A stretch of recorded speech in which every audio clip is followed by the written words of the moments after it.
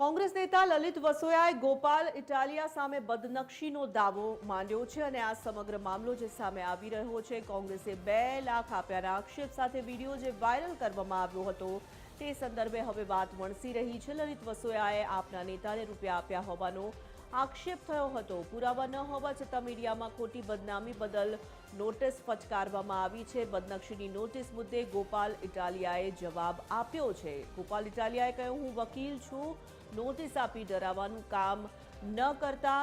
સાથે જ તેઓએ કહ્યું કે કોંગ્રેસ ભાજપના ઇશારે ચાલી રહી છે।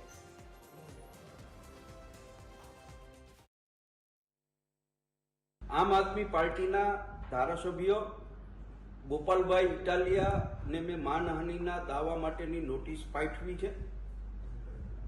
વિસાવદર ધારાસભાની પેટા ચૂંટણીની અંદર ગોપાલ ઇટાલિયાએ સ્ટ્રિંગ ઓપરેશનના નામે ખોટી રીતે મને જે બદનામ કરવા માટેનો પ્રયત્ન કર્યો હતો, એ પ્રયત્ન બાદ મેં મારી ગુજરાત પ્રદેશ કોંગ્રેસના સૌ આગેવાનો સાથે, મારા એડવોકેટ સાથે મેં વાત પણ કરી છે અને મારી માનહાનિ થઈ હોય એવું હું માની રહ્યો છું ને એટલા માટે ગોપાલ ઇટાલિયા સામે 10 કરોડના દાવા માટેની નોટિસ મેં આજે એમને આપી છે।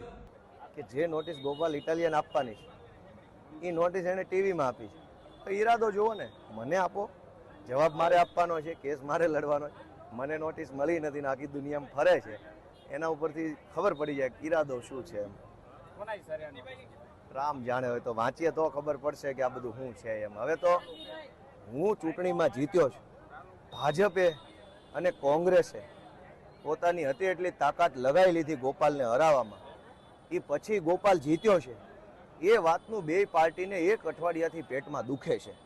એટલે હવે એ ગોપાલ ઇટાલિયાને ખરાબ ચિતરવા માટે ગોપાલ આવો છે, ગોપાલ તેવો છે એવી કોશિશ કરશે।